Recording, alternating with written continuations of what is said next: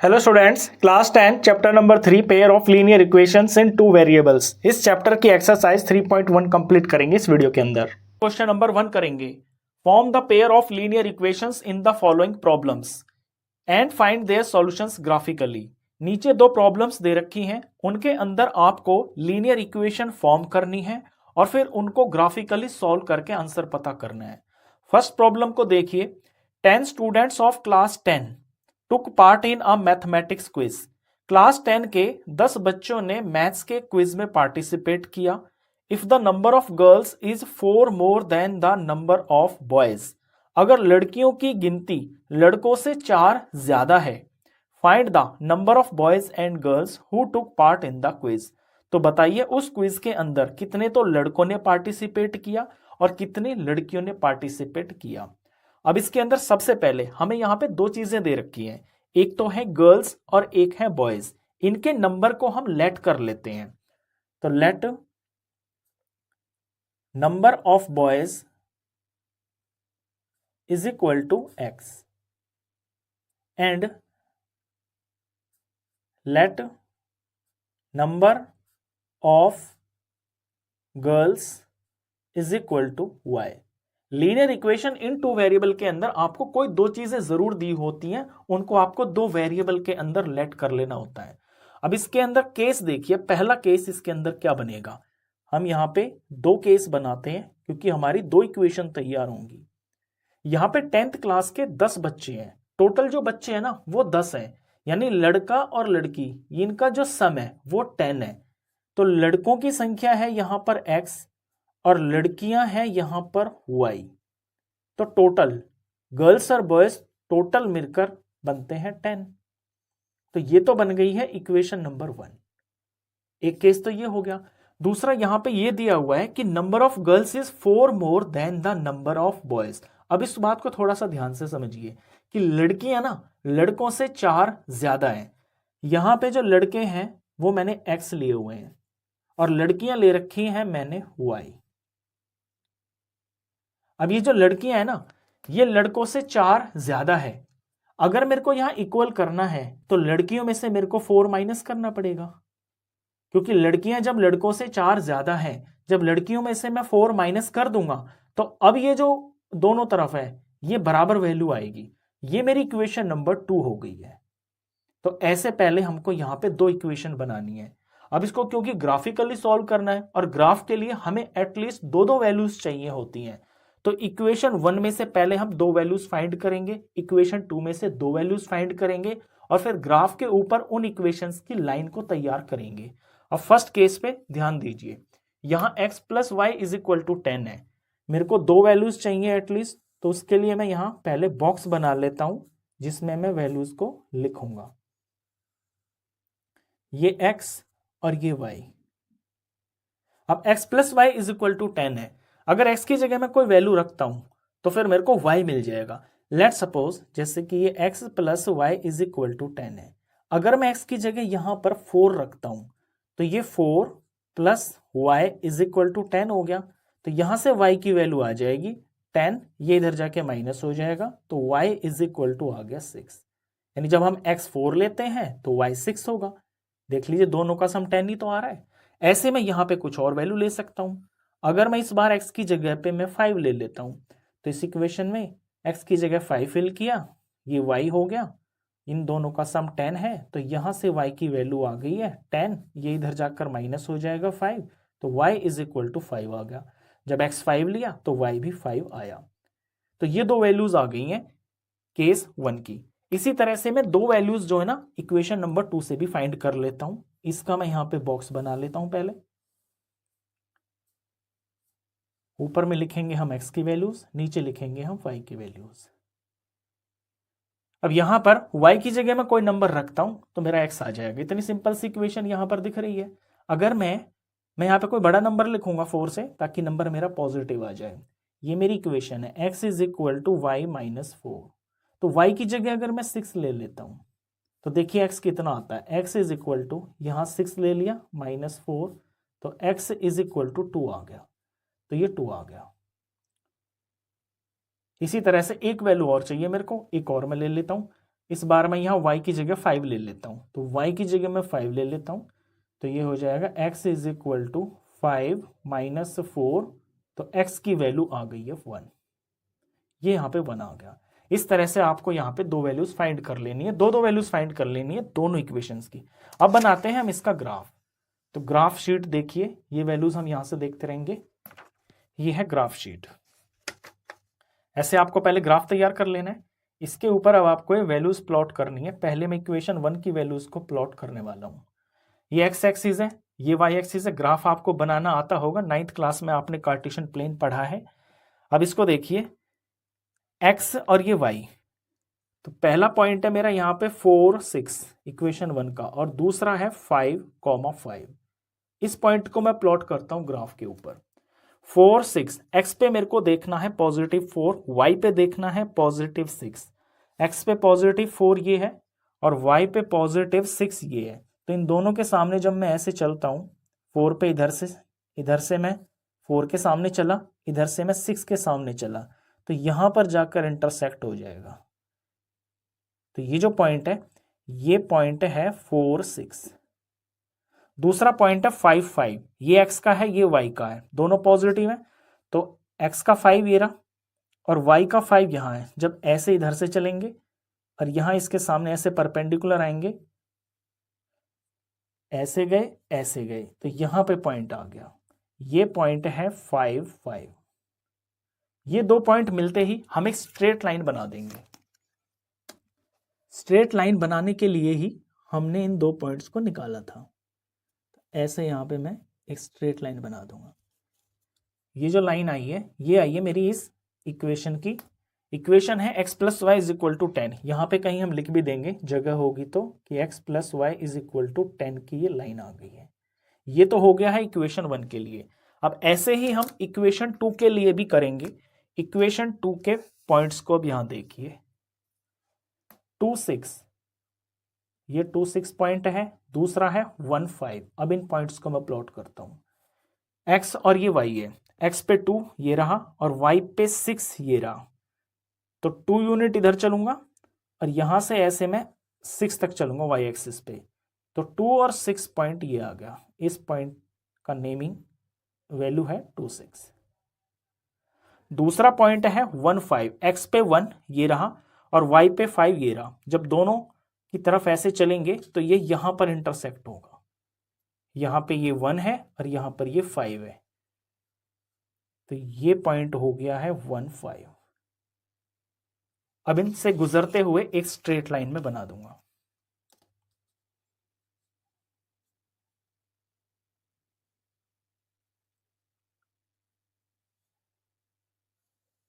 ये ऐसे बन गई है।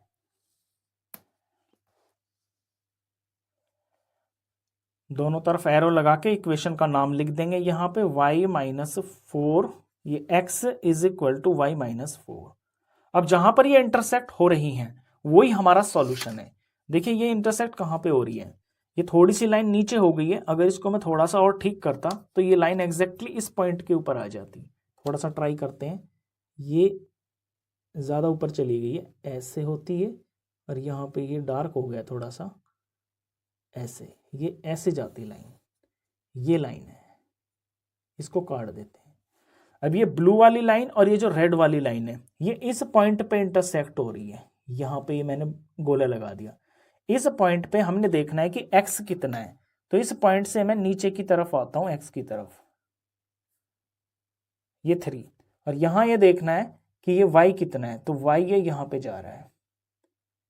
ये 6 से ऊपर यहाँ पे 7 आ गया, y यहाँ पे 7 है, यानी यहाँ पे जो x है वो तो है 3 और जो y है वो है 7।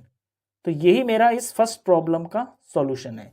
ये x आया है और ये आया है y।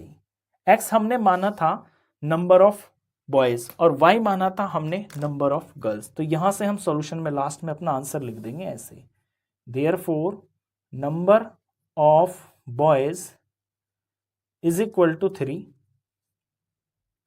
And number of girls = 7। अब ये कंडीशन यहाँ पे देखिए, दोनों फुलफिल हो रही है। पहली कंडीशन तो ये है कि दोनों का सम 10 है, बिल्कुल है, 3 और 7 10 ही होता है। दूसरी कंडीशन ये है कि जो लड़कियां हैं वो लड़कों से 4 ज्यादा हैं, तो वो भी है यहाँ पे। गर्ल्स 7 है और बॉयज 3 हैं, तो जो गर्ल्स की काउंटिंग है वो लड़कों से 4 एक्स्ट्रा है। तो ये फर्स्ट पार्ट था, ये इसका सॉल्यूशन था। अब करते हैं हम सेकंड पार्ट। अब सेकंड पार्ट देखिए, 5 pencils and 7 pens together cost ₹50। 5 pencil और 7 पेन का प्राइस जो है एक साथ वो ₹50 है। अब यहां पर दो चीजें हैं, एक तो है पेंसिल और एक पेन है। Whereas 7 pencils and 5 pens together cost ₹45। अगर उन्हीं जैसी 7 पेंसिल हो और 5 पेन हो तो उनका जो प्राइस है वो ₹46 आएगा दोनों का। Find the cost of 1 pencil and that of 1 pen. तो आपने बताना है कि अकेली पेंसिल कितने रुपए की होगी और अकेला एक पेन कितने रुपए का होगा। अब यहाँ क्योंकि दो चीजें हैं, एक है पेंसिल और एक है पेन, इनका हमसे प्राइस पूछा है तो वो चीज ही हम लेट कर लेंगे। Let cost of 1 pencil is equal to ₹X and cost of 1 pen is equal to ₹Y। ये लेट करने के बाद अब यहां पे आपको फिर से फोकस करना है। पहले केस पे फोकस कीजिए, इसे हम लिखेंगे केस 1। यहां कहता है 5 पेंसिल और 7 पेन। अब एक पेंसिल का जो प्राइस है वो ₹X है, तो 5 पेंसिल का जो प्राइस है वो हो जाएगा 5X, 5 गुना हो जाएगा। और इसमें हम जोड़ देते हैं 7 पेन का प्राइस, तो 7 पेन का प्राइस हो जाएगा 7Y, क्योंकि एक का Y रुपीज है तो 7 पेन हो जाएंगे 7Y रुपीज के। ये 7Y हो गया। और ये जो टोटल प्राइस है 5 पेंसिल और 7 पेन का, ये ₹50 है, तो इज इक्वल टू 50। तो ये बन गई हमारी इक्वेशन नंबर 1। इसी तरह से केस 2 देखिए। अब हम केस 2 बनाते हैं। केस 2 में क्या होगा, 7 पेंसिल हैं तो 7 पेंसिल यानी कि इनका प्राइस हो गया 7X प्लस, और 5 पेन है तो 5 पेन का प्राइस हो गया 5Y, और इनका जो कॉस्ट है एक साथ वो है ₹46 इज इक्वल टू 46। ये केस 2 होगा, ये हमारी इक्वेशन नंबर 2 हो गई। हमें ग्राफिकली सॉल्व करना है, तो इन दोनों इक्वेशन से बारी बारी हम एटलीस्ट दो दो वैल्यूज निकाल लेते हैं। पहले मैं वैल्यूज का बॉक्स बना लेता हूं।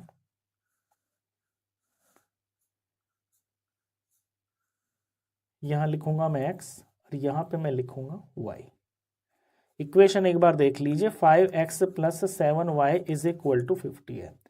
अब जब इस तरह की इक्वेशन होती है ना जिसमें कई सारे नंबर होते हैं, यहां आपको इस चीज का ध्यान देना होता है कि वैल्यू आपकी कुछ इस तरह की आ जाए जो डेसिमल में या फ्रैक्शन में ना आए। इस तरह से आप अपना यहाँ पे x और y को लोगे। थोड़ा सा यहाँ पे स्मार्टनेस आपको चाहिए कैलकुलेशन के अंदर।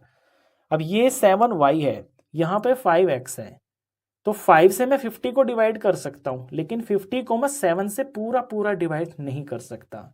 इट मीन्स मैं यहाँ इस 5 को ना बचा के रखूंगा। मैं इस इक्वेशन को कुछ ऐसी फॉर्म में बनाऊंगा ताकि नीचे 5 आ जाए। थोड़ा इसे मैं सिंप्लीफाई कर लेता हूँ। 5x is equal to 50 minus 7y, और x की वैल्यू निकालूंगा तो 50 माइनस 7y अपॉन में ये 5 आ गया।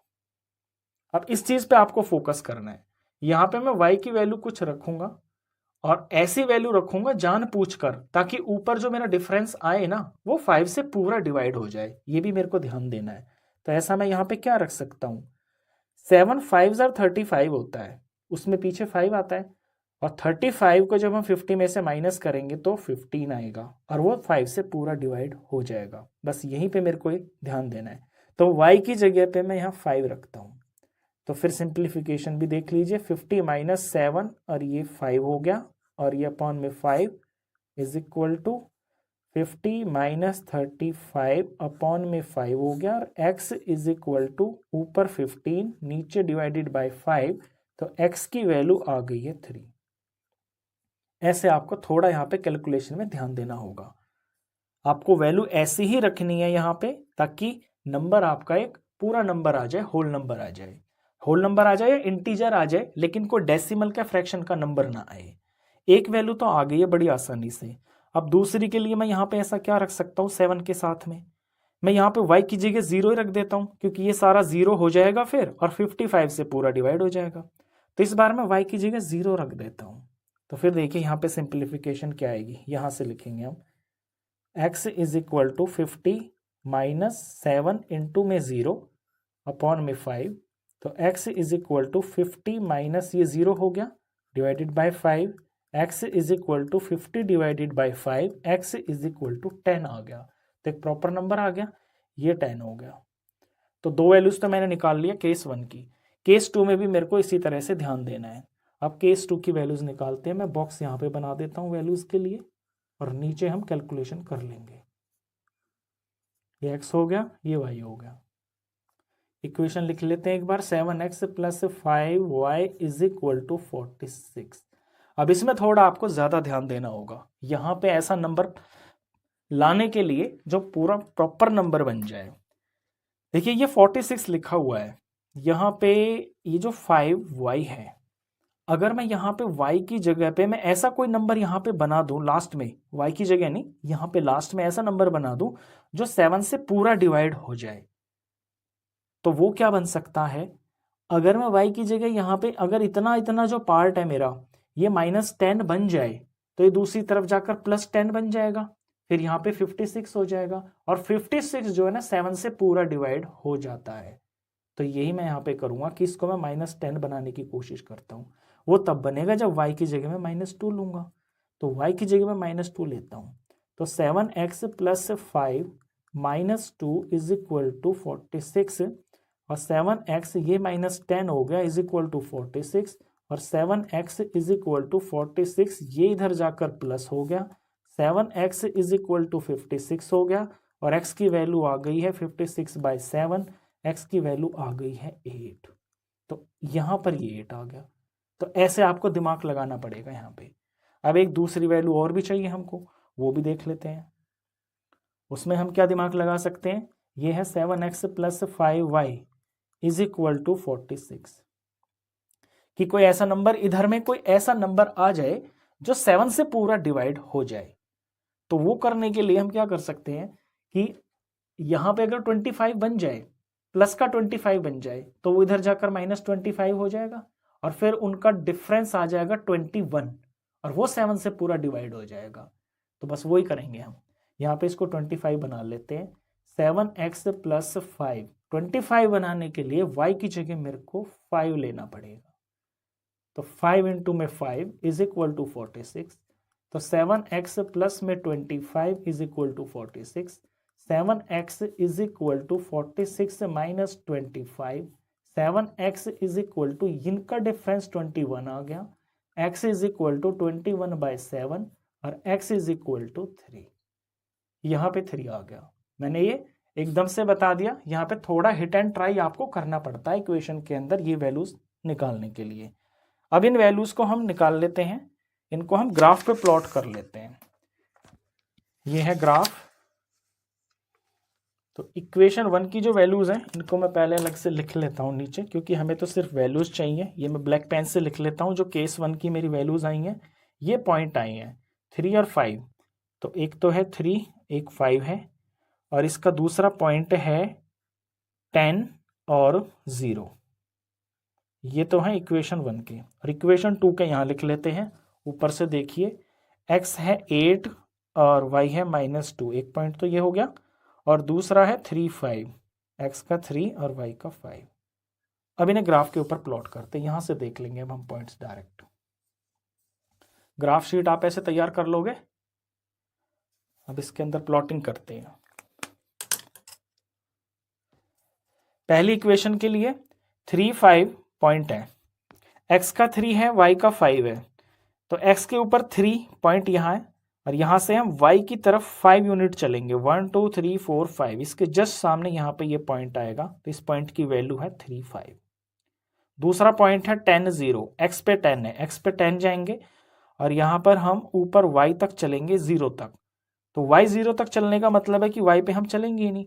y 0 तो यहाँ x एक्सिस पे ही आएगा ना, यहाँ पे 0 है, ऊपर ना जाना ना नीचे जाना। तो यही पॉइंट आ गया। इसे मैं सर्कल में कर देता हूँ। एक तो पॉइंट ये आ गया और एक पॉइंट ये आ गया। दो पॉइंट मिल गए, स्ट्रेट लाइन बना देते हैं इनसे।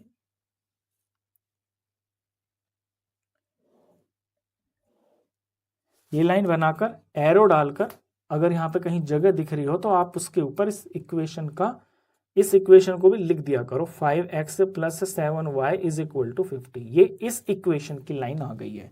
अब ऐसे ही मेरे को दूसरी की भी लाइन बनानी है। तो दूसरे जो पॉइंट है वो है 8 - 2। तो x पे 8 ये रहा और y पे -2 चलना है, तो y का -2 मिलेगा मेरे को नीचे की तरफ। नेगेटिव है ना ये, तो ये नीचे -2 तक चलना है। यहाँ पे ये पॉइंट आएगा। ये जो पॉइंट है ये है 8 - 2। दूसरा पॉइंट है 3 5। x पे 3 और y पे +5 है, तो ऊपर की तरफ चलेंगे हम। 5 1 2 3 4 5 ये यहीं पे आ गया। तो इसी पे मैं यहाँ पे रेड कलर से डबल कर देता हूँ कि दूसरा पॉइंट भी यहीं पे आ गया है। अब इस पॉइंट को और इस पॉइंट को मेरे को जोड़ देना है।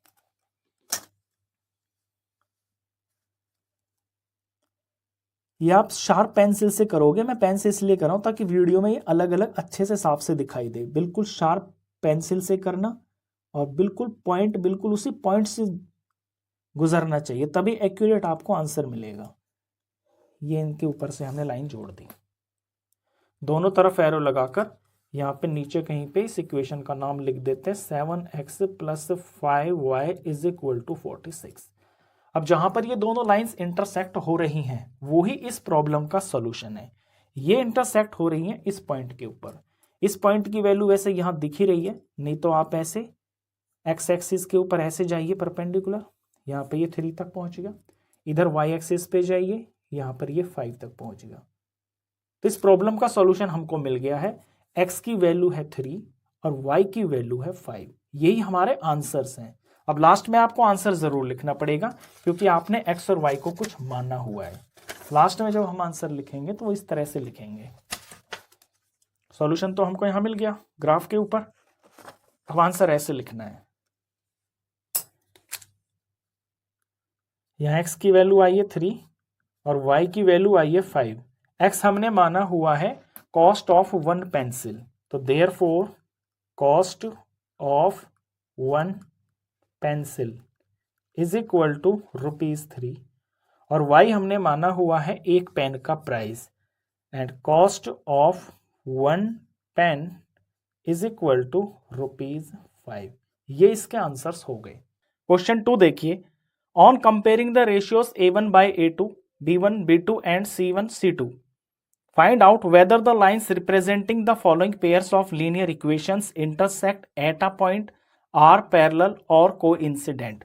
इन तीनों रेशियोज को कंपेयर करके आप ये बताइए कि जो पेयर ऑफ लीनियर इक्वेशन से लाइन बनेंगी, वो जो लाइन है ग्राफ के ऊपर, वो इंटरसेक्ट करेंगी या वो पैरेलल होंगी या फिर वो कोइंसिडेंट होंगी, यानी एक दूसरे के ऊपर लाई करेंगी। अब ये चीज मैंने इंट्रोडक्शन वीडियो में बहुत डिटेल में बताई है, एक बार फिर से बता देता हूं इस रेशियो से रिलेटेड। अगर A1 A2 बराबर नहीं होता है B1 B2 के, तो लाइंस इंटरसेक्ट होती हैं ग्राफ के ऊपर।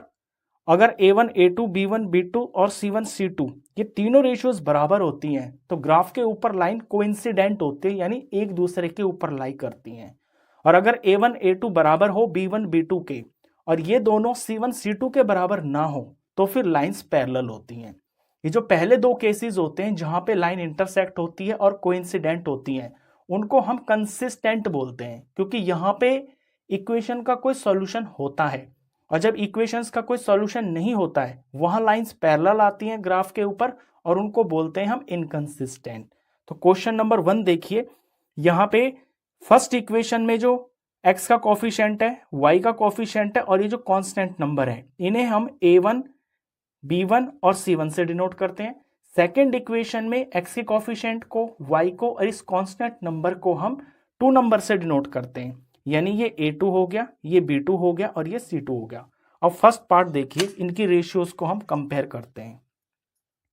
पहले मैं A1 A2 निकालता हूं, तो A1 5 और A2 यहां पे 7 हो गया। अगर ये कट रहा है तो हम काटेंगे, नहीं तो यहीं पे छोड़ देंगे, ये कट तो नहीं रहा। अब निकालते हैं B1 B2, तो B1 -4 और B2 है 6, ये दोनों कट रहे हैं। 2 से ये -2 हो गया और ये 3 हो गया। C1 C2 का रेशियो 8/-9। अब यहां हम क्लियरली देख रहे हैं कि ये जो रेशियोज है A1 A2 B1 B2 ये आपस में बराबर नहीं आ रही हैं। तो यहां से हमको ये रिजल्ट मिल रहा है। पहले हम ये लिखेंगे कि here A1 A2 is not equal to B1 B2। जब ऐसा होता है तो लाइंस इंटरसेक्ट करती हैं। देखिए ये तीनों रिजल्ट हैं, ये आपको याद कर लेने हैं। तो देयरफॉर जो लाइंस हैं वो इंटरसेक्ट एट अ पॉइंट, तो हम लिख देंगे therefore lines intersect at a point. अब सेकंड पार्ट देखिए इसका, इसमें हम A1 A2 निकालते हैं पहले। तो A1 हो जाएगा 9 और A2 हो जाएगा 18। ये कट रहे हैं आपस में 9 से, 9 1 जार 9 2 जार, ये रेशियो आ गई है। अब निकालते हैं B1 B2 की ratio, B1 by B2।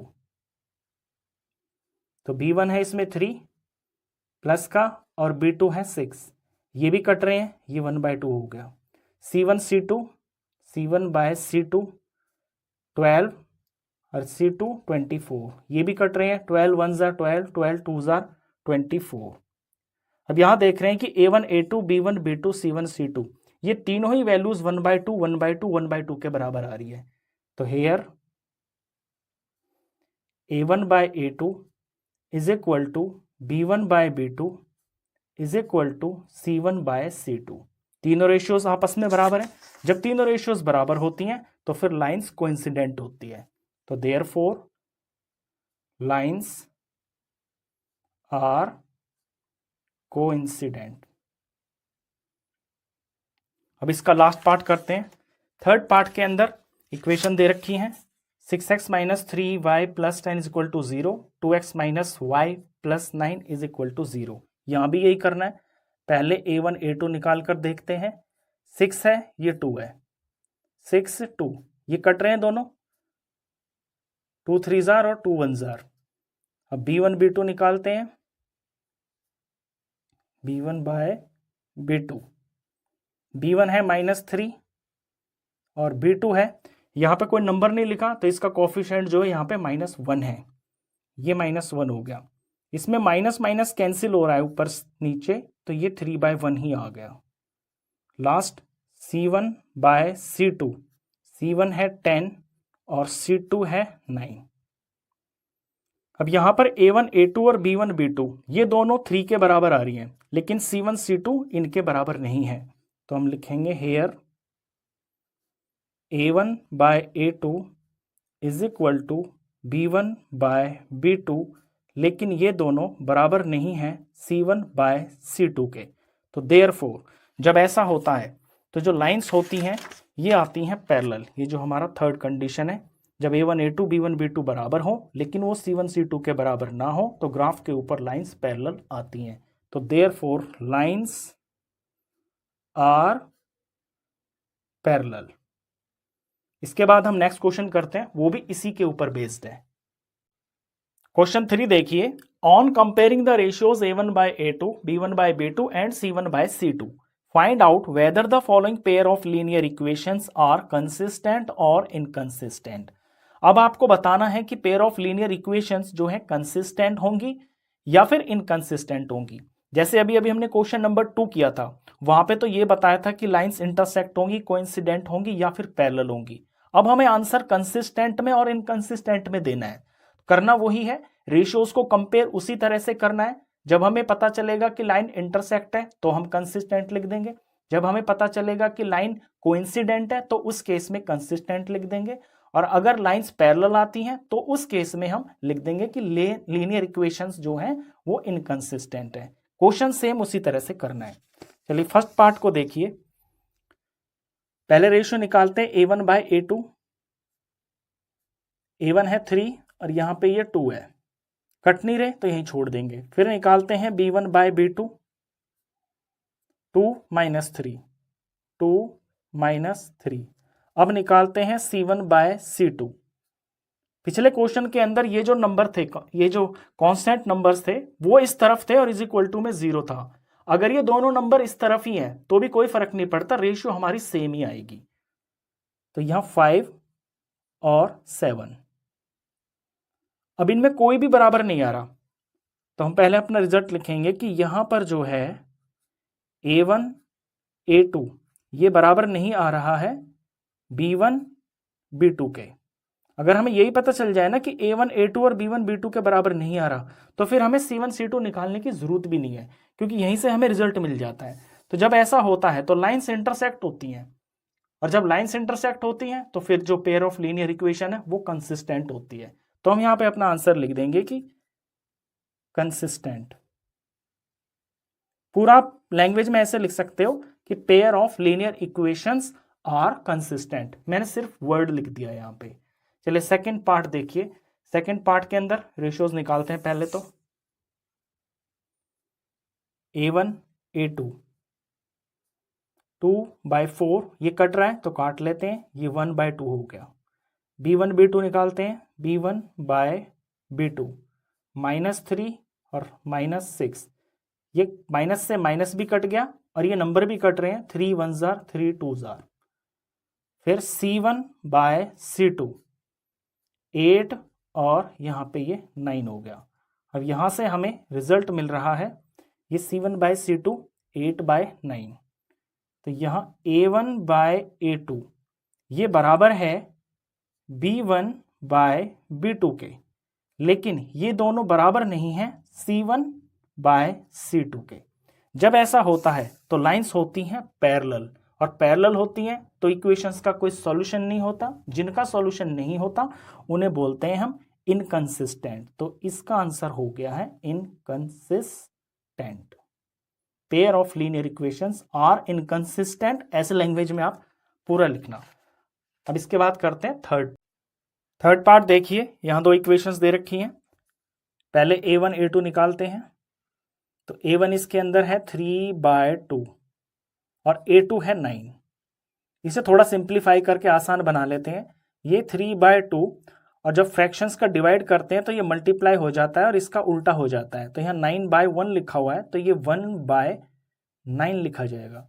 Simplify करते हैं तो ये 3 1 जार और 3 3 जार 9 हो गया। ऊपर 1 1 जार 1 और नीचे 2 3 जार 6 हो गया। तो इनका रेशियो 1/6 आ गया है। अब निकालते हैं B1/B2। B1 है यहाँ पे 5/3 और B2 है -10, तो अपॉन में -10। इसे भी सिंप्लीफाई कर लेते हैं। 5/3 इंटू में ये हो जाएगा 1/-10। सॉल्व करते हैं तो 5 से 10 कट रहा है, 5 1 जार 5 2 जार 10 और यहाँ पे माइनस भी है। 1 1 जार 1 हो गया ऊपर और नीचे 3 2 जार 6 और ये माइनस भी है तो माइनस का 6 हो गया। अब यहीं पे हमें पता चल रहा है कि A1 A2 B1 B2 के बराबर नहीं है। हम यहीं पे भी रिजल्ट निकाल सकते हैं, लेकिन हम C1 C2 को भी निकाल के दिखा देते हैं एज फॉर्मेलिटी। C1/C2 7 और 14, 7 और 14 है, 7 1 जार 7 2 जार। अब रिजल्ट लिखते हैं यहाँ पे कि यहाँ पर हम देख रहे हैं कि A1/A2 बराबर नहीं है B1/B2 के। तो जो लाइंस हैं वो होंगी यहाँ पे इंटरसेक्टिंग लाइंस होंगी। और जब इंटरसेक्टिंग लाइंस होती हैं तो सॉल्यूशन होता है तो यानी कि कंसिस्टेंट। अब फोर्थ पार्ट देखिए। फोर्थ पार्ट के अंदर 5x - 3y = 11, -10x + 6y = -22। करना यहाँ पे भी यही है। पहले A1 A2 निकालते हैं। ये 5 और यहाँ पे -10, ये कट रहा है, 5 1 जार 5 5 2 जार 10 और ये माइनस हो गया। B1 B2 निकालते हैं। B1/B2 -3 है और ये प्लस का 6 है, +6। यहाँ पे 3 1 जार 3 3 2 जार 6 और ये माइनस है तो यहाँ पे हमने माइनस लगा दिया। C1/C2 निकालते हैं। ये 11 और ये नीचे -22। 11 1 जार 11 11 2 जार 22 और ये माइनस हो गया। अब माइनस ऊपर हो चाहे नीचे हो, वैसे हम हमेशा उसको ऊपर ही लगाते हैं, लेकिन कहीं भी हो वो नंबर नेगेटिव ही माना जाता है। अभी हम क्लियरली देख रहे हैं कि तीनों रेशियोज बराबर आ रही हैं। तो पहले तो हम इसे ऐसे लैंग्वेज में लिखेंगे कि हेयर A1/A2 बराबर है B1/B2 के और ये भी बराबर है C1/C2 के। तो जो लाइंस यहां पर होंगी वो कोइंसिडेंट होंगी, कोइंसिडेंट लाइंस होंगी, और आपका जो आंसर होगा वो होगा कंसिस्टेंट, क्योंकि जब लाइंस कोइंसिडेंट होती हैं, एक दूसरे के ऊपर लाई करती हैं, तो उसके इन्फिनिटली मैनी सॉल्यूशंस होते हैं। सॉल्यूशन है यानी कि कंसिस्टेंट है, तो कंसिस्टेंट। इसका लास्ट पार्ट देखिए, फिफ्थ पार्ट के अंदर ऐसे इक्वेशन दे रखी है, 4/3x + 2y = 8, 2x + 3y = 12। यहां भी यही करना है, पहले a1/a2 निकाल लेते हैं, 4/3 है और बाय 2 है, सिंप्लीफाई कर लेते हैं, 4/3 इंटू में 1/2, कुछ कट रहा है तो काट लेते हैं, 2 1 ज़ा 2 2 ज़ा 4 हो गया, ऊपर में 2 1 ज़ा 2 हो गया और नीचे ये 3 हो गया। अब निकालते हैं b1/b2, b1 2 है और b2 यहां पर ये 3 है।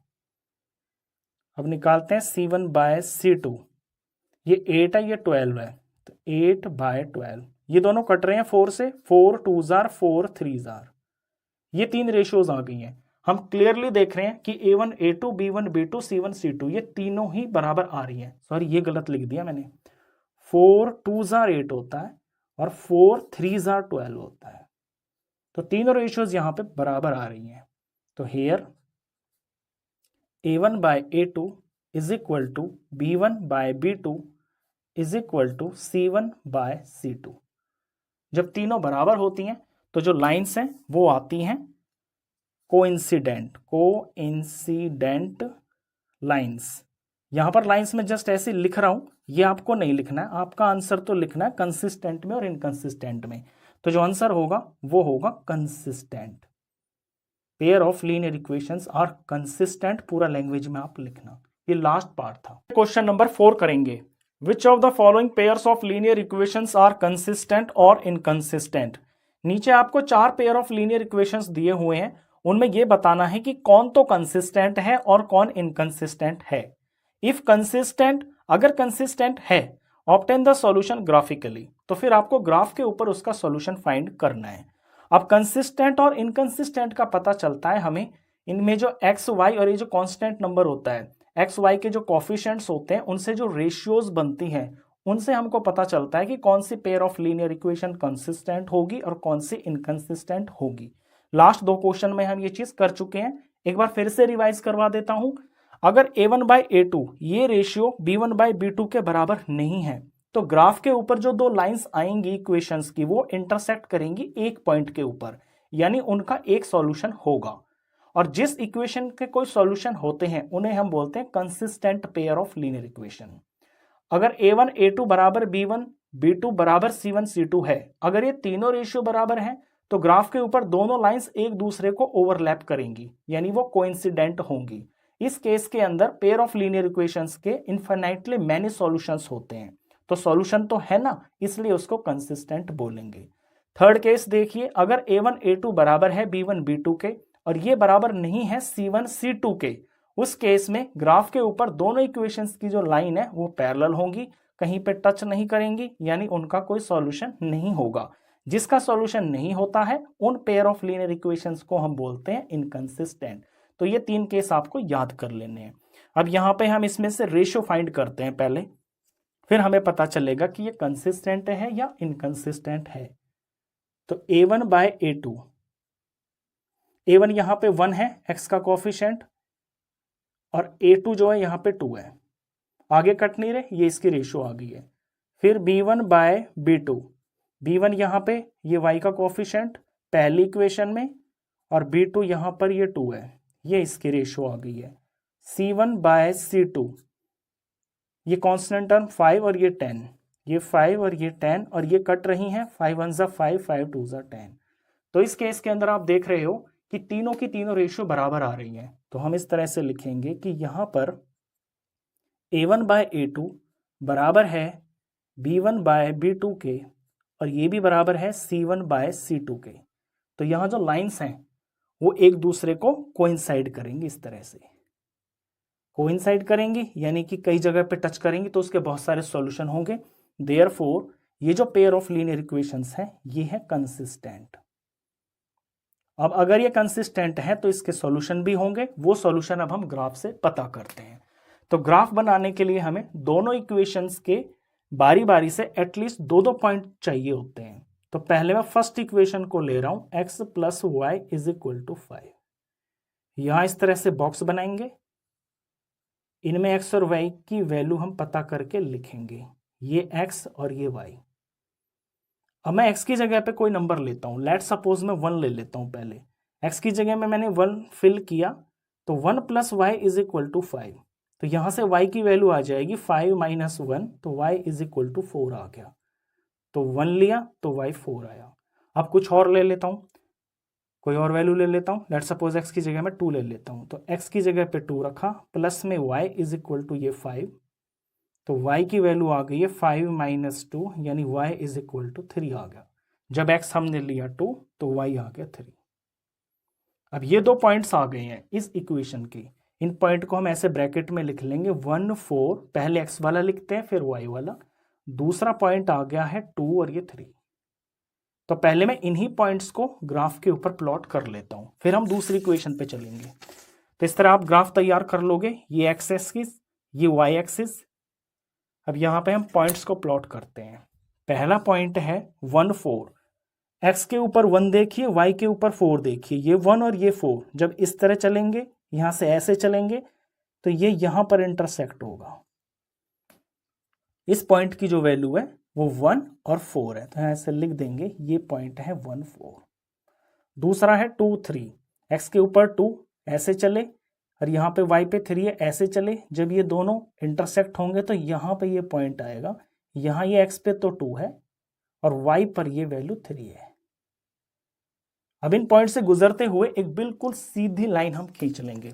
लाइन खींचते हुए आपको बहुत ध्यान देना होगा, इस तरह से आप पेंसिल को शार्प रखना और इस तरह से लाइन खींचना कि एग्जैक्ट पॉइंट के ऊपर ये लाइन जानी चाहिए आपकी। मैं पेन से कर रहा हूं ताकि आपको वीडियो में थोड़ा ठीक दिखाई दे, बाकी आपको ये पेंसिल से ही करना होगा। तो ऐसे गुजरते हुए पॉइंट के ऊपर से ये हमने लाइन खींच दी। तो ये जो लाइन आई है, ये आई है हमारी इस इक्वेशन की। इस इक्वेशन को यहाँ पे कहीं लिख देते हैं, x plus Y is equal to 5। तो आधा काम तो हमने कर दिया। अब हम सेकेंड इक्वेशन के लिए काम करेंगे। तो सेकेंड इक्वेशन को मैं कॉपी कर लेता हूं यहाँ पे, ये थी मेरी फर्स्ट इक्वेशन, सेकेंड हम यहाँ कॉपी करते हैं। 2x plus 2y is equal to 10। अब इस इक्वेशन में मैं देख रहा हूं कि तीनों टर्म के अंदर जो है ना 2 से डिवाइड हो जाएगा ये नंबर, यानी यहां से भी हम इसको 2 से डिवाइड कर लेंगे और यहां से भी कर ले तो इक्वेशन हमारी थोड़ी छोटी हो जाएगी। तो वही मैं कर लेता हूं, लेफ्ट साइड में भी 2 से डिवाइड कर लेता हूं, राइट में भी 2 से डिवाइड कर लेता हूं। जब हम दोनों तरफ सेम नंबर से डिवाइड, सेम नंबर से मल्टीप्लाई करते हैं तो रिजल्ट हमेशा बराबर रहता है। इस तरफ 2 से डिवाइड करेंगे तो ये 2 इससे डिवाइड होएगा जब इस 2 से, तो यहां सिर्फ x बच जाएगा। ऐसे यहां 2 से 2 कट के यहां पे सिर्फ y बच जाएगा और यहां पे 10 2 से डिवाइड होकर 5 बच जाएगा। तो अब ये हो गई है हमारी इक्वेशन, इसको हम फॉलो करेंगे। ये सेम यही इक्वेशन आ गई है, लेकिन हम यहाँ वैल्यूज इस बार कुछ और रख लेंगे। तो ये मैंने एक्स वाई के लिए बॉक्स बना लिया, यहाँ x और यहाँ y फिल करेंगे। अब ये हमारी इक्वेशन है। तो इस बार मैं यहाँ पे x की जगह पे 3 रख लेता हूँ, लेट सपोज। तो x की जगह पे 3 रखा और y की जगह पे ये y हो गया इज इक्वल टू में 5। तो y की वैल्यू आ गई है 5 minus 3, y is equal to में 2 आ गया, ये 2 आ गया। अब मैं x की जगह पे 4 रख लेता हूँ, ये मैंने 4 रखा है x की जगह। 4 plus Y is equal to में 5, तो y की वैल्यू आ गई है 5 माइनस 4, तो y इज इक्वल टू में 1 आ गया। तो ये 4 और ये 1, तो ये मेरे दो पॉइंट्स आ गए हैं। एक पॉइंट तो आया है 3 2 और दूसरा आ गया है 4 1। अब इन्हें मैं ग्राफ के ऊपर प्लॉट कर लेता हूं। मैं रेड पेन से करता हूं ताकि इसमें डिफरेंस कर पाओ आप कि ये सेकंड इक्वेशन के लिए 3 और 2, x के ऊपर 3 और y के ऊपर 2। जब हम ऐसे चलेंगे, यहां से 3 और यहां से 2 ऐसे चलेंगे तो ये यहां इंटरसेक्ट करेंगे। तो ये जो पॉइंट आया है ये पॉइंट होगा 3 2। दूसरा पॉइंट है 4 1, x पे 4 और y पे 1। x से ऐसे चले सीधा, 90 डिग्री, 1 से ऐसे 90 डिग्री चले, जहां ये इंटरसेक्ट होंगे वो पॉइंट होगा आपका 4 1। अब आप खुद ही देख लो कि ये पॉइंट जो है ना, ये वाले पॉइंट भी सेम उसी लाइन के ऊपर आ रहे हैं जो हमने पहले बनाई है। तो इसको ऐसे दिखाने के लिए कि एक दूसरी लाइन है, हम थोड़ी सी एक लाइन इसके ऊपर बना देंगे और उसमें 2 एरो लगा देंगे अलग से, इस तरह से, ताकि पता चले कि ये 2 लाइनें हैं। ऐसे लाइन बना दी, ऐसे बना दी, और इस पे यहाँ पे ऐसे एरो लग जाएगी, ऐसे एरो लग जाएगी। अब ये एक ही पॉइंट, सेम पॉइंट्स के ऊपर दोनों लाइन आ रही हैं। सेम पॉइंट्स के ऊपर दोनों लाइन तभी आती हैं जब बहुत सारे मैनी सॉल्यूशंस होते हैं। तो ये था इसका फर्स्ट पार्ट, हमने इसका सॉल्यूशन फाइंड कर लिया। इसके इन्फिनिटली मैनी सॉल्यूशंस हैं, तो ये ग्राफ के ऊपर हमने इसका सॉल्यूशन फाइंड कर लिया। इसके बाद करते हैं हम पार्ट नंबर 2। सेकेंड पार्ट देखिए, 2 इक्वेशंस दे रखी है, x minus Y is equal to 8, 3x minus 3y is equal to 16। अब यहाँ पहले रेशियोज फाइंड कर लेते हैं। a1 बाय a2, a1 यहाँ पे 1 है, a2 यहाँ पे 3 है, तो ये 1/3 हो गया।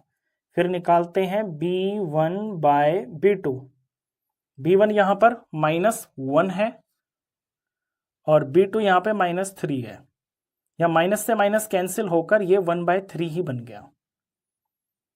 फिर c1 बाय c2, c1 यहाँ पर 8 है और c2 यहाँ पर 16 है, ये दोनों कट रहे हैं 8 से, 8 1 जार 8 और 8 2 जार 16।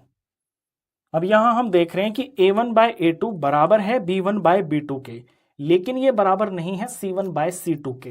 तो पहले इस रिजल्ट को ऐसे लिखेंगे कि यहां पर a1 बाय a2 बराबर है b1 बाय b2 के, लेकिन ये दोनों बराबर नहीं है c1 बाय c2 के। जब ऐसा होता है तो ग्राफ के ऊपर इन दोनों इक्वेशंस की जो लाइन बनती है ना, वो बनती है पैरेलल लाइंस। और पैरेलल लाइन एक दूसरे को कहीं पे टच तो करती नहीं है। जब वो टच ही नहीं करेंगी, इट मीन्स कि उसका कोई सॉल्यूशन भी नहीं होगा। तो इसलिए हम यहां लिख देंगे therefore pair of linear equations are inconsistent. जब इनकंसिस्टेंट है, कोई सॉल्यूशन ही नहीं है, तो इस केस में हमको यहां ग्राफ भी नहीं बनाना है। ये मैंने शॉर्ट में लिख दिया, आप पूरा लिख सकते हो इसको, या सिर्फ इनकंसिस्टेंट भी लिख सकते हो। ये सेकंड पार्ट था। अब करते हैं इसका थर्ड पार्ट। थर्ड पार्ट देखिए, 2x plus Y minus 6 is equal to 0, 4x minus 2y minus 4 is equal to 0। यहां से पहले रेशियोज फाइंड कर लेते हैं। तो a1 बाय a2, a1 है 2 और a2 है 4, ये कट रहा है 2 1 जार और 2 2 जार। अब निकालते हैं b1 बाय b2, b1 है यहां प्लस का 1 और b2 है माइनस का 2। अब c1 और c2 देखिए, c1 बाय c2, ये है -6 और ये है -4। पहली इक्वेशन में ये जो c थे ये इधर थे, राइट साइड में थे, इससे कोई फर्क नहीं पड़ता, क्योंकि जब आप रेशियो लेते हो ना, तो इसके जो साइंस होते हैं उसके हिसाब से ये रेशियो पे कोई फर्क नहीं पड़ता। तो ये माइनस से माइनस कैंसिल हो जाएगा और दूसरे नंबर भी कैंसिल हो रहे हैं, 2 3 जार और 2 2 जार, तो ये 3/2 आ गया। अब यहां हम देख रहे हैं कि जो a1 a2 है और b1 b2 है, यही आपस में बराबर नहीं है। तो c1 c2 को तो हमें देखने की जरूरत नहीं, क्योंकि हमारे पास ये कंडीशन होती है कि जहां पर अगर a1 बाय a2 यही बराबर ना हो b1 बाय b2 के, तो उस केस के अंदर ग्राफ के ऊपर जो लाइंस आती हैं वो इंटरसेक्ट होती हैं एक पॉइंट के ऊपर, और उन पेयर ऑफ लीनियर इक्वेशंस का एक ही सॉल्यूशन होता है, जिसे हम यूनिक सॉल्यूशन भी बोलते हैं। तो यहां पे इसका होगा एक सॉल्यूशन, यानी कि ये जो पेयर ऑफ लीनियर इक्वेशंस हैं ये हैं कंसिस्टेंट। तो ये तो हो गया, हमको ये पता चल गया कि ये कंसिस्टेंट हैं। अब अगर ये कंसिस्टेंट हैं तो फिर हमको ग्राफ बना के सॉल्यूशन फाइंड करना है। अब सॉल्यूशन के लिए काम करते हैं। पहली इक्वेशन को लीजिए सबसे पहले, 2x प्लस वाई माइनस 6, ये होगी ये फर्स्ट इक्वेशन। इसमें से मेरे को 2 पॉइंट पता करने हैं, मैं इसे बॉक्स बना के x y की जगह बना लेता हूँ। यहाँ पे x लिखूंगा, यहाँ पे y लिखूंगा। अब इसके अंदर थोड़ा सा आपको सिंप्लीफिकेशन करना पड़ेगा। यहाँ पे मैं क्या करता हूँ कि ये y मेरे को अकेला दिख रहा है, इस y को मैं पूरी तरह से लेफ्ट साइड में अकेला कर लेता हूँ और बाकी सबको राइट साइड में ले जाता हूँ। तो y इज इक्वल टू ये जो -6 है इधर जाके प्लस हो जाएगा और ये जो 2x है ये इधर जाकर माइनस हो जाएगा। ऐसा मैंने क्यों किया है? ऐसा मैंने इसलिए किया है कि अब मैं डायरेक्ट ना x की जगह कोई वैल्यू फिल करके मुझे डायरेक्ट y पता चल जाएगा। बस ये सिंप्लीफिकेशन हम इसलिए करते हैं। अब x की जगह पे मैं कोई वैल्यू फिल करता हूँ, लेट सपोज मैं यहाँ 1 फिल करता हूँ, तो y is equal to 6 minus 2 1 ज़ा 2, तो 6 माइनस 2 तो ये आ गया है 4। जब मैंने x की जगह पे 1 फिल किया तो y आ गया है 4, एक पॉइंट मिल गया मेरे को। अब ऐसे मैं कुछ और फिल कर लेता हूँ यहाँ पे, लेट सपोज इस बार मैं यहाँ 2 फिल कर लेता हूँ, तो y is equal to 6 minus 2, x की जगह पे 2 फिल किया तो 6 माइनस 4 तो ये आ गया है 2। जब यहाँ मैंने 2 फिल किया तो यहाँ पे y भी 2 आया, 2 पॉइंट मिल गए मेरे को। मैं इनको यहाँ पे ऐसे नीचे लिख लेता हूँ, एक है 1 4 और दूसरा है 2 और 2। तो पहले इन पॉइंट्स को मैं प्लॉट कर लेता हूँ ग्राफ के ऊपर। ऐसे ग्राफ आप तैयार कर लोगे, एक्स एक्सिस वाई एक्सिस। पहला पॉइंट है 1 4, तो x पे 1 और y पे 4, ये 1 और यहाँ इसके सामने ये 4, तो ये पॉइंट आप मार्क कर लोगे, ये हो गया है 1 4। दूसरा है 2 2, x के ऊपर 2 और y के सामने 2, तो ये और यहाँ ऐसे दोनों के सामने से आए तो ये पॉइंट आ गया है 2 और 2। पॉइंट से स्ट्रेट लाइन बना लेते हैं।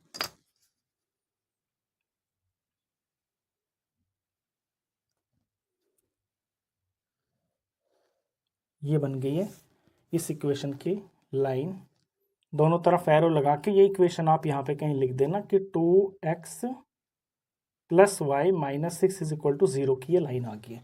आधा काम हो गया। अब सेकंड इक्वेशन पे आइए। अब सेकंड इक्वेशन के पॉइंट फाइंड करेंगे और उसके बाद में उसको ग्राफ के ऊपर लाइन बनाएंगे। सेकंड इक्वेशन देखिए ये रही, 4x minus 2y minus 4 is equal to 0। इसे भी मैं थोड़ा सा सिंप्लीफाई कर लेता हूँ। मैं इसको कुछ ऐसा कर लेता हूँ कि एक पूरा वेरिएबल ना मेरे लेफ्ट साइड में रह जाए। तो यहाँ 4x को मैं रख लेता हूँ लेफ्ट साइड में और इज इक्वल टू के इधर इन दोनों को मैं दूसरी तरफ ले जाता हूँ। ये दोनों माइनस में है ना, तो ये प्लस में हो जाएंगे। 4 को मैं पहले लिख लेता हूँ और ये इधर जाकर प्लस 2y हो गया। अब ये x के साथ में जो 4 है ना, इसे भी मैं यहाँ से हटा लेता हूँ। तो x is equal to 4 plus 2y और ये नीचे 4 आ गया। ऐसा हम इसलिए करते हैं ताकि इसके अंदर वैल्यू फिल करके ना हमें दूसरे वेरिएबल की वैल्यू आसानी से मिल जाए। थोड़ा यहाँ पे हमें अपनी कैलकुलेशन की स्मार्टनेस भी दिखानी होती है। हम नीचे में ऐसा ही नंबर रखते हैं कुछ, ताकि ऊपर वाले को आसानी से डिवाइड कर सके। ये आपको प्रैक्टिस करते करते ही आएगी ये चीज। अब इसका बॉक्स बना लेते हैं, x और ये y। अब यहाँ पे मैं y की कोई वैल्यू फिल करूंगा, सिंप्लीफाई करते ही मेरे को x मिल जाएगा। तो मैं y की जगह पे यहाँ पे लेट सपोज ऐसा कोई नंबर फिल करूंगा जान पूछ के कि जो ऊपर का रिजल्ट है ना वो 4 से डिवाइड हो जाए। ये भी मेरे को अपने दिमाग में बैक ऑफ द माइंड सोच के चलना है। तो अगर मैं यहाँ 0 रख लेता हूँ, ये सारा 0 हो जाएगा और फिर 4 से 4 डिवाइड होकर 1 आ जाएगा। तो यही मैं करता हूँ कि मैं पहले ना y की जगह 0 फिल करता हूँ, तो फिर 4 प्लस 2 और यहाँ पे 0 आ जाएगा और ये 4, ये तो 0 बन ही गया, तो 4/4 तो ये 1 आ गया। ऐसे सोच के चलना होता है। अब मैं y की जगह ऐसा नंबर रखूंगा ताकि वो भी पूरा 4 से डिवाइड हो जाए। तो ऐसा करने के लिए मैं यहाँ पे अगर मैं यहाँ 1 रखता हूँ तो 6 आएगा, 6 को 4 से डिवाइड करेंगे तो पॉइंट में आंसर आएगा। अगर मैं यहाँ y की जगह 2 रखता हूँ तो 2 2s are 4 और 4 और 4 8, 8 को 4 से पूरा डिवाइड कर सकते हैं, तो वो सही रहेगा। मैं y की जगह पे 2 फिल कर लेता हूँ। तो x is equal to 4 plus 2 और y की जगह पे 2 रखा और ये अपॉन में ये 4 है। नेक्स्ट स्टेप में ये 4 है और ये 2 2s are 4 हो गया और ये बाई 4 हो गया और फिर 8/4 और ये आ गया है 2। तो y2 रखने पर हमें x भी 2 ही मिला। तो ये 2 पॉइंट आ गए, ब्रैकेट में लिख लेते हैं, एक है 1 और एक 0 और दूसरा है 2 और 2। अब इनको प्लॉट कर लेते हैं ग्राफ के ऊपर रेड पेन से। 1 0, x के ऊपर 1 और y के ऊपर 0। अब यहाँ देखिए आप थोड़ा सा ध्यान से, x की वैल्यू है 1 और y है 0। y 0 का मतलब हो गया कि ना तो ऊपर को जा रहे हैं और ना नीचे को जा रहे हैं। यानी ये एक्स एक्सिस के ऊपर इलाई करेगा। तो 1 यहीं पे है, एक्स का 1 यहीं पे है, और इस जगह पे जो वाई है वो बिल्कुल 0, देखो ना यहाँ पे 0 है, ना ऊपर कुछ है ना नीचे कुछ है, तो ये पॉइंट आ गया है। थोड़ा सा इसको मैं हाईलाइट कर देता हूँ गोला लगा के। दूसरा है 2 and 2, एक्स के ऊपर 2 और वाई के ऊपर भी 2, तो ये और यहाँ आए, तो ये पॉइंट आ गया जो हमारा पहला भी आया था। तो इसे भी मैं थोड़ा सा गोला लगा के हाईलाइट कर देता हूँ कि दूसरा पॉइंट भी यहीं पे है। ये मेरे 2 पॉइंट्स आ गए हैं सेकंड इक्वेशन के। अब इनसे मैं एक लाइन बना देता हूँ।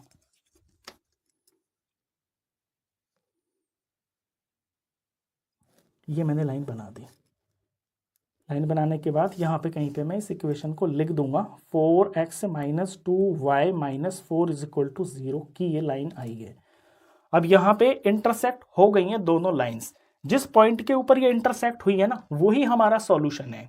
देखिए कहाँ पे इंटरसेक्ट हो रही है, ये यहाँ पे इंटरसेक्ट हो रही है। यहाँ पे हम देखते हैं x की वैल्यू क्या है, तो यहाँ से मैं x की तरफ चलता हूँ, x की वैल्यू 2 है, और फिर मैं y की तरफ चलता हूँ तो देखता हूँ कि y पे भी 2 है, और यहाँ वैसे क्लियरली दिख भी रहा है कि ये जो पॉइंट है ये 2 2 था। तो यहाँ हम ऐसे इसको करके दिखा भी देंगे ग्राफ के अंदर प्रॉपरली कि जहाँ ये इंटरसेक्ट हो रही हैं वो पॉइंट है 2 2। तो देयरफॉर जो इसका सॉल्यूशन है in pair of linear equations का, वो सॉल्यूशन है 2, 2, x के ऊपर 2 y के ऊपर 2, यानी x = 2 है और y भी = 2 है। तो ये इसका सॉल्यूशन हो गया। ये थर्ड पार्ट था। इसके बाद करते हैं फोर्थ पार्ट। फोर्थ पार्ट देखिए, 2x - 2y - 2 = 0 first equation, 4x - 4y - 5 = 0 second equation. पहले रेशियोज फाइंड करते हैं। a1/a2, a1 है 2 और a2 है 4, ये दोनों कट रहे हैं, 2 1s are 2 2s are। b1/b2 निकालते हैं, b1/b2, b1 है -2 और b2 है -4, माइनस से माइनस भी कैंसिल हो गया यहाँ पर, और ये कट भी रहे हैं, 2 1s are और 2 2s are, ये 4 हो गया। c1/c2, c1 है यहाँ पे -2 और c2 है यहाँ पे -5, माइनस से माइनस कैंसिल हो गया तो ये आ गया है 2/5। अब कंपैरिजन करते हैं। यहाँ कंपेयर करके देख रहे हैं कि ये जो पहली 2 रेशियोज हैं ये बराबर आ रही हैं, a1 a2 बराबर b1 b2 के आ रही है, लेकिन ये c1 c2 के बराबर नहीं है। तो ये वाली जो कंडीशन होती है, इस कंडीशन में लाइंस जो हैं पैरेलल आती हैं। पहले हम ऐसे लिखेंगे कि यहाँ पर a1/a2 बराबर है b1/b2 के, लेकिन ये दोनों बराबर नहीं है c1/c2 के। तो जो लाइंस बनेंगी ग्राफ के ऊपर वो यहाँ पर पैरेलल आएंगी। जब पैरेलल आएंगी, कहीं पे टच ही नहीं करेंगी, तो उसका कोई सॉल्यूशन भी नहीं होगा। और जिन पेयर ऑफ लीनियर इक्वेशंस का कोई सॉल्यूशन नहीं होता है उन्हें बोलते हैं हम इनकंसिस्टेंट। तो अपना आंसर यहाँ लिख देंगे, therefore pair of linear equations are inconsistent. जब सॉल्यूशन नहीं है तो इनकंसिस्टेंट बोलते हैं, और सॉल्यूशन नहीं है तो हमको ग्राफ इस केस में नहीं बनाना है। तो ये लास्ट पार्ट था। क्वेश्चन नंबर 5 देखिए, half the perimeter of a rectangular garden, किसी रेक्टेंगुलर गार्डन का जो हाफ पेरीमीटर है, whose length is 4 metre more than its width, जिसकी लेंथ उसकी विड्थ से 4 मीटर ज्यादा है, इज 36 मीटर, वो 36 मीटर है। अब लैंग्वेज को समझने के लिए पहले मैं यहां पे फिगर बना लेता हूं। ये कोई रेक्टेंगुलर गार्डन है, इसका जो हाफ पेरीमीटर है, पहले हाफ पेरीमीटर समझ लीजिए।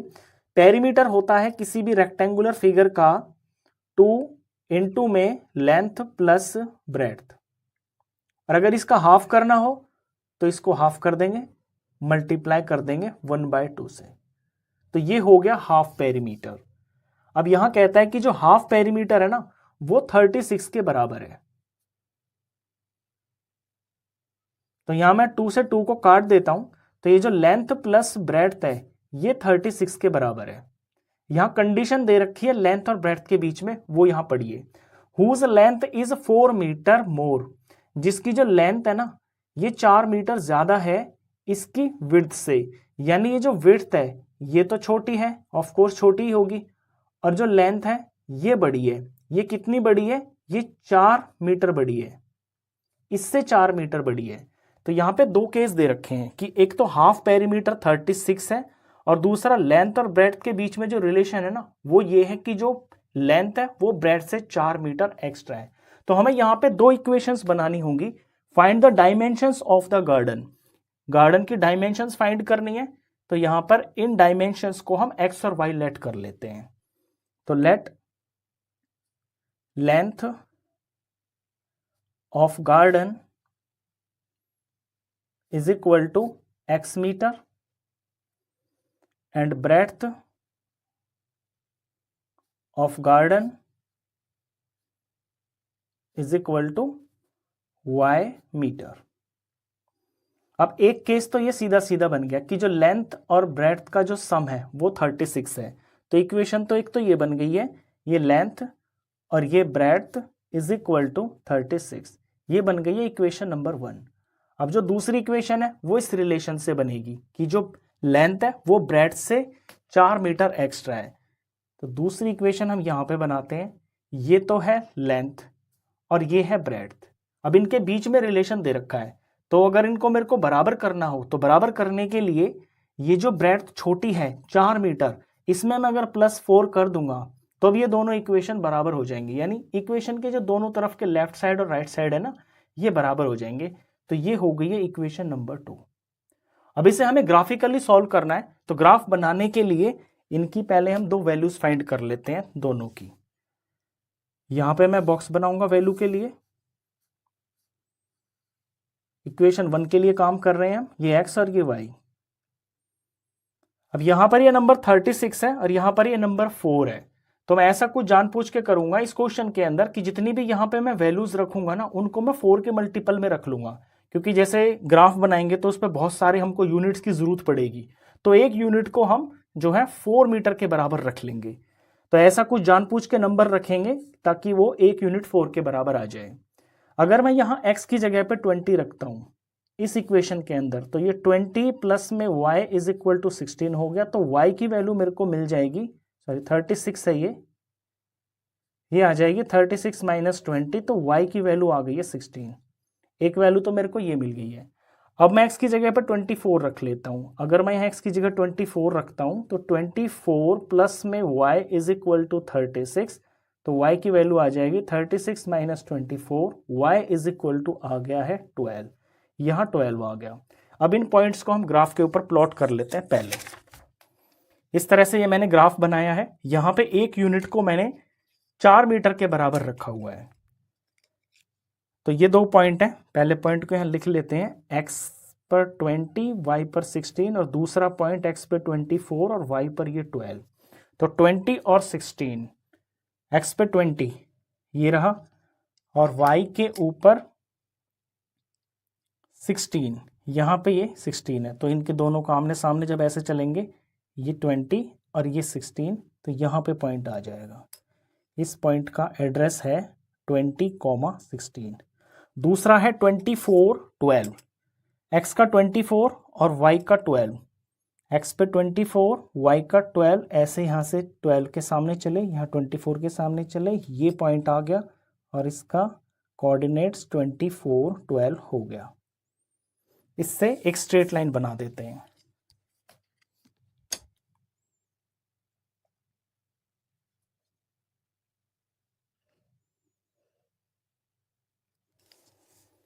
तो ये लाइन बन गई हमारी इक्वेशन फर्स्ट की।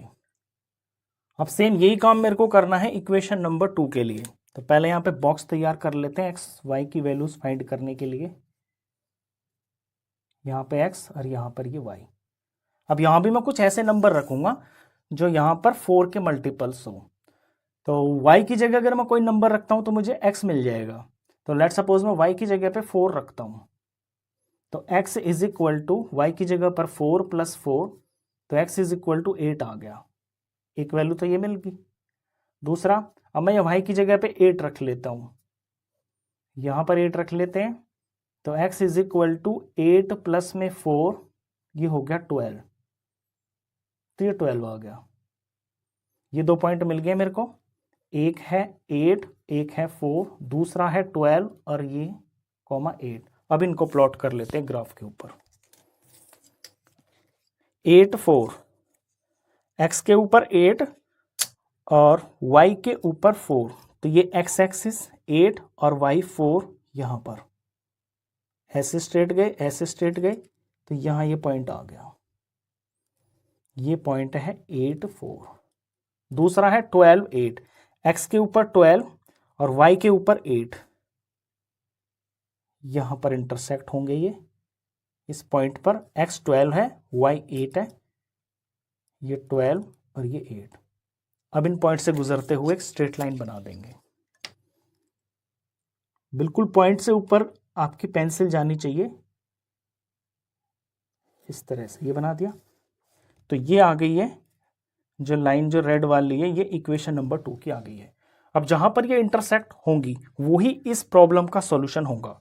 ये इंटरसेक्ट हो रही है इस पॉइंट के ऊपर, यहां ये जो पॉइंट है, इस पॉइंट पर हम देखते हैं x की वैल्यू। तो वो देखने के लिए वैसे यहां पता भी चल रहा है, इस पॉइंट के यहाँ पे कोऑर्डिनेट्स लिखे हुए हैं, फिर भी जिसके ना पता हो आप x एक्सिस के ऊपर ऐसे स्ट्रेट आओगे, यहाँ ये 20 है, और यहीं से y एक्सिस की तरफ ऐसे स्ट्रेट जाओगे, यहां पर ये 16 है। तो ये हमारा प्रॉब्लम का यहां पर सॉल्यूशन है। तो इसका जो आंसर होगा क्वेश्चन का सॉल्यूशन, वो हम यहां लिख देंगे। जो सॉल्यूशन है वो है 20,16, यानी ये x है और ये y है, यानी x इज इक्वल टू 20 और y इज इक्वल टू 16। अब ये जो x और y है ये हमने यहां पे माने हुए हैं, इनको हमने लेंथ ब्रेड्थ माना हुआ है। तो फाइनली आपको ऐसे लिखना जरूर पड़ेगा कि therefore length is equal to 20 metre and breadth is equal to 16 metre. ये क्वेश्चन नंबर 5 का आंसर हुआ। इसके बाद करते हैं क्वेश्चन नंबर 6। क्वेश्चन 6 देखिए, given the linear equation 2x plus 3y minus 8 is equal to 0। ये लीनियर इक्वेशन आपको दी हुई है। Write another linear equation in 2 variables, एक और लीनियर इक्वेशन इन 2 वेरिएबल आपको लिखनी है, सच दैट, इस तरह से लिखनी है कि the geometrical representation of the pair so formed is, ताकि जो पेयर बने बुक वाली इक्वेशन का और जो आप लिखोगे उन दोनों इक्वेशन से जो ज्योमेट्रिकल रिप्रेजेंटेशन बनेगा ना, वो नंबर 1 इंटरसेक्टिंग लाइन होना चाहिए, नंबर 2 पैरेलल लाइंस होना चाहिए और नंबर 3 कोइंसिडेंट लाइंस होनी चाहिए। यानी एक इक्वेशन बुक वाले ने लिख रखी है और एक आपको लिखनी है। इस तरह से लिखनी है कि उन दोनों के जो ज्योमेट्रिकल रिप्रेजेंटेशन हो वो इस तरह से आ जाए। अब ये क्वेश्चन करने के लिए आपको ये जो रेशियोज है ना, इनकी जानकारी होनी चाहिए। इंटरसेक्टिंग लाइंस कब आती हैं? इंटरसेक्टिंग लाइंस तब आती हैं जब a1 बाय a2 बराबर नहीं होती है b1 बाय b2 के। इसी तरह से जो कोइंसिडेंट आती हैं वो इस रेशियो में आती है और जो पैरेलल लाइंस आती हैं वो इन रेशियोज के रिलेशन में आती है। हम पहले फर्स्ट पार्ट करेंगे। सबसे पहले तो ये जो गिवन इक्वेशन है इसी को उतार लेते हैं। 2x plus 3y minus 8 is equal to 0। अब हमें चाहिए इंटरसेक्टिंग लाइंस। तो इंटरसेक्टिंग लाइन की ये कंडीशन होती है a1 बाय a2 बराबर नहीं होना चाहिए b1 बाय b2 के। ये इंटरसेक्टिंग लाइन की कंडीशन होती है। तो हम जानबूझ के कुछ ऐसा इक्वेशन लिखेंगे, जो हम अपनी तरफ से इक्वेशन लिखने वाले हैं वो जानबूझकर कुछ ऐसी इक्वेशन लिखेंगे ताकि ये रेशियोज बराबर ना आए। तो ऐसी इक्वेशन हम रैंडमली कुछ भी लिख सकते हैं। यहां जैसे कि ये 2x है, मैं यहां पे 5x लिख देता हूं। अब ये जो रेशियो बन गई है ये बन गई है 2/5। अब मैं जानबूझकर कुछ ऐसा यहां पे y के साथ में लिखूंगा ताकि ये बराबर ना आए। तो 5x प्लस यहां पे 3y है, यहां पे मैं 4y लिख देता हूं और आगे मैं कुछ भी लिख देता हूं। अगली तो मेरे को चाहिए भी नहीं, यहां पे -3 इज इक्वल टू 0। तो जब यहां पे मैं 4 लिख दूंगा तो ऊपर तो ये 3 है और नीचे ये 4 है। तो ये रेशियो कहां बराबर है? ये बराबर नहीं है ना। तो ये जो इक्वेशन है ये इसका प्रॉपर आंसर है। यहां पर a1 बाय a2 बराबर नहीं है b1 बाय b2 के। तो इन दोनों लीनियर इक्वेशन की जो ग्राफ बनेगा ना, वो जो ग्राफ होगा, ज्योमेट्रिकल रिप्रेजेंटेशन जो होगी वो इंटरसेक्ट लाइंस होंगी। इस तरह से आपको बाकी के 2 पार्ट भी करने हैं। अब पैरेलल लाइन कब होंगी वो देख लीजिए। पहले गिवन इक्वेशन को उतार लेते हैं। 2x plus 3y -8 is equal to 0। Parallel line की ये कंडीशन होती है, a1/a2 बराबर हो b1/b2 के, लेकिन ये बराबर ना हो c1/c2 के। तो पहले इस कंडीशन को लिख लेता हूं मैं कि यहाँ a1/a2 बराबर होना चाहिए b1/b2 के, लेकिन ये दोनों बराबर नहीं होने चाहिए c1/c2 के। अब इसके हिसाब से मैं यहाँ इक्वेशन लिख लेता हूँ। a1/a2 पहले मैं कोई रैंडमली पहला मैं कुछ भी लिख सकता हूँ। लेट सपोज मैं इसका डबल ही कर लेता हूँ, 2x का डबल कर लिया तो मैंने 4x कर लिया। उसके बाद में यहाँ प्लस है तो यहाँ भी मेरे को प्लस चाहिए, क्योंकि अब मैं इसके हिसाब से देख रहा हूँ। यहाँ मैंने इसका डबल किया है तो यहाँ मेरे को y के कोफिशिएंट का भी डबल करना होगा। तो 3 का मैं 6 कर लेता हूँ, ये 6y हो गया। अब यहाँ मेरे को ये भी ध्यान देना है कि ये जो रेशियोज हैं ये इसके बराबर ना है c1/c2 के। तो ये जो -8 है ना, इसका डबल मैं नहीं करूंगा, इसका मैं कुछ भी कर लेता हूँ। लेट सपोज मैं इसका 3 टाइम्स कर लेता हूँ, ये मैं -24 कर लेता हूँ, या रैंडमली कुछ भी लिख सकता हूँ, बस ये 8 का डबल नहीं होना चाहिए यहाँ पे, इज इक्वल टू 0। जब ऐसा करेंगे ना हम, तो ये 2/4 और ये 3/6 और ये -8/-24, तो ये रेशियो 1/2 ही आएगी, ये भी 1/2 आएगी, तो ये तो बराबर हो गई है। लेकिन ये नहीं आएगी तो ये नॉट इक्वल टू आ जाएगी, क्योंकि ये आएगी 1/3। तो इस तरह से आपको ये इक्वेशन फॉर्म करनी है। ये हो गया पैरेलल लाइन की कंडीशन।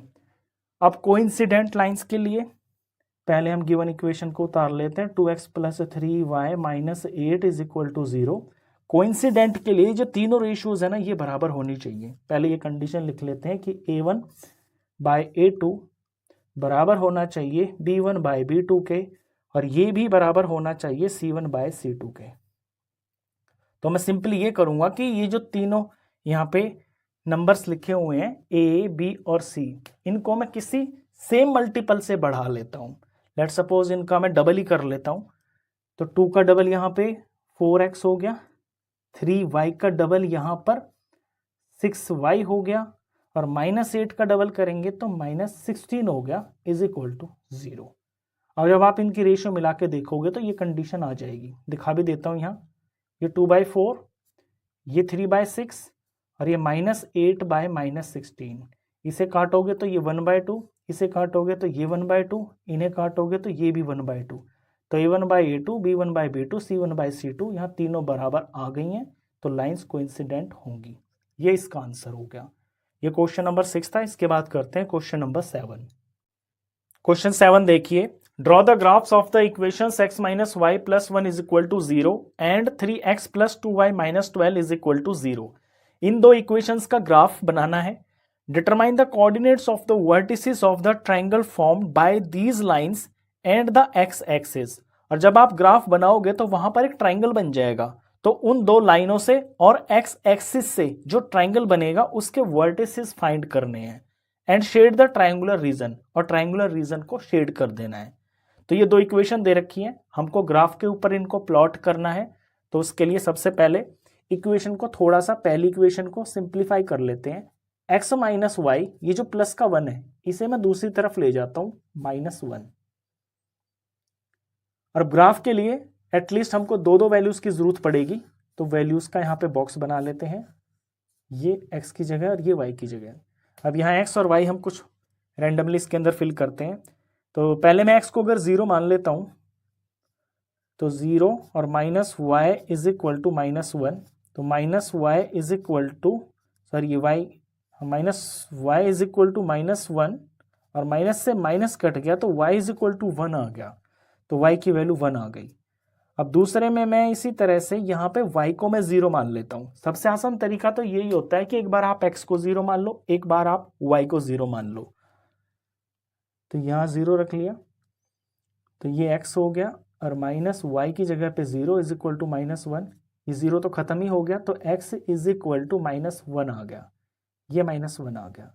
ये दो पॉइंट्स मिल गए मेरे को, यहाँ पे मैं ब्रैकेट में लिख लेता हूँ 0 और -1, और दूसरा है -1 और 0। पहले इन्हीं को प्लॉट कर लेते हैं ग्राफ के ऊपर। तो इस तरह आप ये ग्राफ तैयार कर लोगे, 0 - 1। एक्स एक्सिस पे 0 और वाई के ऊपर, सॉरी ये 1 है, वाई पे यहाँ पे ये 1 हो गया, तो ये वाई एक्सिस के ऊपर 1 और यहाँ पे एक्स के 0, ये पॉइंट हो गया। दूसरा है -1 0, एक्स पे -1, यहाँ पे -1 और वाई पे 0, तो वाई पे 0 तो यही होगा, यहाँ वाई का 0 और ये एक्स का -1, दूसरा पॉइंट ये हो गया है। ये दो पॉइंट मिल गए, यहाँ से स्ट्रेट लाइन बना लेते हैं।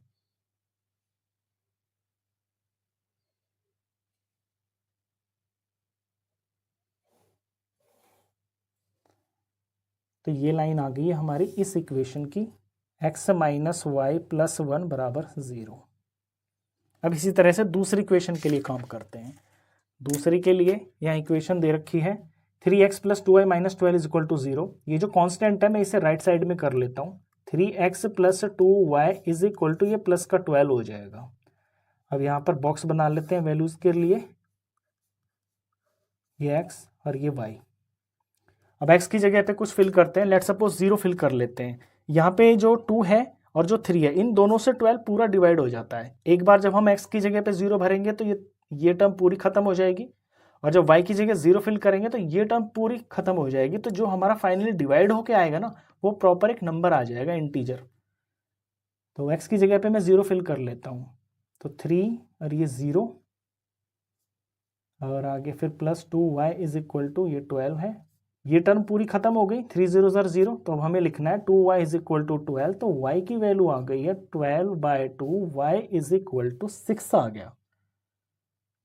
अब दूसरे में अगर मैं y की जगह 0 फिल कर लेता हूं, तो y की जगह 0 फिल करते हैं, तो 3x + 2 और ये 0 = 12। अब ये टर्म पूरी खत्म हो गई, तो यहाँ 3x = 12, तो x की वैल्यू आ गई 12/3, यानी x = 4 आ गया। यहाँ 4 आ गया। यहाँ x की जगह और y की जगह हमें क्या फिल करना होता है, ये थोड़ा सा ना प्रैक्टिस से और स्मार्टनेस से हमको पता चलता है। अगर इस तरह से कुछ आ रहा है कि 0 भरने से वो टर्म पूरी खत्म हो रही है, वो तो खत्म ऑफ कोर्स हो ही जाएगी, तो दूसरी टर्म का जो कोफिशिएंट है ना, अगर वो कांस्टेंट को पूरा डिवाइड करता है, तो 0 आप इस तरह से डायरेक्ट भर सकते हो।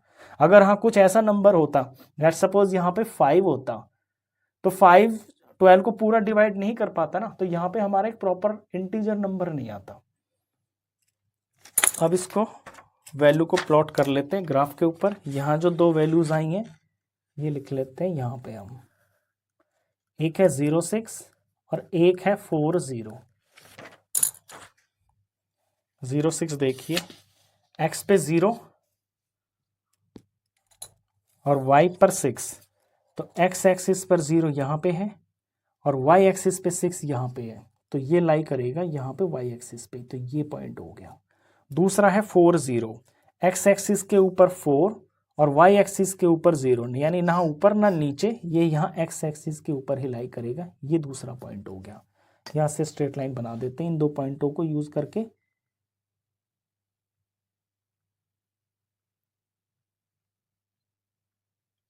पेंसिल आप शार्प रखना बिल्कुल, अगर बिल्कुल शार्प पेंसिल नहीं होगी और लाइन थोड़ी सी भी इधर उधर होगी तो एक्यूरेट आंसर नहीं आएगा आपका। ये आ गया, ये लाइन आ गई है दूसरी इक्वेशन की। दूसरी इक्वेशन है 3x + 2y - 12 = 0। अब यहाँ पर ये लाइंस जो हैं इंटरसेक्ट हो गई हैं इस पॉइंट के ऊपर, यहाँ पे ये इंटरसेक्ट हो रही हैं। यहाँ पे ये थोड़ा सा जो है ना, क्योंकि पेन मोटा होता है इसलिए प्रॉपरली बन नहीं पाया। ये जहाँ इंटरसेक्ट कर रही है ना, ये एग्जैक्टली यहाँ पे इंटरसेक्ट करेंगी, तो ये बहुत ध्यान रखने की बात होती है इसके अंदर। ये एग्जैक्ट यहाँ पे इंटरसेक्ट करेंगी, जहाँ ये इंटरसेक्ट करेंगी इसके कोऑर्डिनेट्स हमें पता होने चाहिए, क्योंकि ट्राइंगल तो दिख रहा है कि बन गया है, तो इसके कोऑर्डिनेट्स हमें पता होने चाहिए। तो यहाँ पर ये जो वैल्यू है ये x पे तो है 2 और y पर है यहाँ पर ये 3। अब ट्राइंगल को देखिए, पहले मैं इस ट्राइंगल को शेड कर लेता हूँ। ट्राइंगल हमें कौन सा चाहिए, यहाँ पे ये भी ध्यान देना है कि इन दो लाइनों से मिलकर बने और x एक्सिस से मिलकर बने। तो x एक्सिस तो ये है और ये दो लाइनें ये है, तो ट्राइंगल को देखिए, ये ट्राइंगल है जिस पे मैं शेड कर रहा हूँ, ये ट्राइंगल हो गया। अब इस ट्राइंगल के वर्टिसेस लिखने हैं, वर्टिसेस हम लिख देंगे इसके। पहले पॉइंट्स का कुछ नाम रख लेता हूँ, लेट्स सपोज इस पॉइंट का नाम मैं ए रख लेता हूँ और इस पॉइंट का नाम मैं बी रख लेता हूँ और इस पॉइंट का नाम मैं सी रख लेता हूँ। तो यहाँ बन गया है मेरा ये ट्राइंगल ए बी सी। इसके कोऑर्डिनेट्स मैं यहाँ पे लिख देता हूँ ये ब्लैक पेन से। ए के कोऑर्डिनेट्स लिखते हैं पहले। ए की वैल्यू है यहाँ पर कोऑर्डिनेट्स 2 और 3, 2,3। फिर है बी के कोऑर्डिनेट्स हैं, ये बी के कोऑर्डिनेट्स हैं, ये जो पॉइंट है यहाँ पर x की वैल्यू -1 है और y 0 है, तो ये -1 0 है, -1, -0। जो c के कोऑर्डिनेट्स हैं वो ये हैं, यहाँ c पे जो है x की वैल्यू 4 है और y यहाँ पर 0 है, तो c के कोऑर्डिनेट्स हैं 4, 0। तो ट्राइंगल का नेम भी कर दिया, इसके हमने कोऑर्डिनेट्स भी लिख दिए हैं पॉइंट्स के और इसको शेड भी कर दिया। ये क्वेश्चन खत्म।